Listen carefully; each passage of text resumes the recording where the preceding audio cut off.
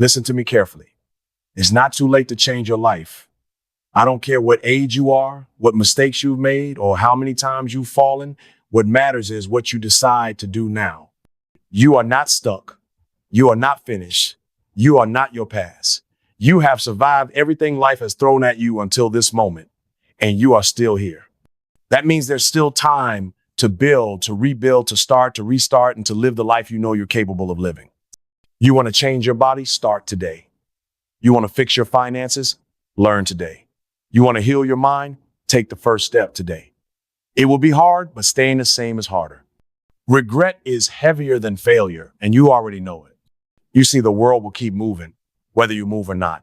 The days will keep passing, the opportunities will keep coming and going, and if you don't take them, someone else will. You've got to stop waiting for the perfect moment, because there is no perfect moment. The perfect moment is the moment you decide to stand up and fight for yourself.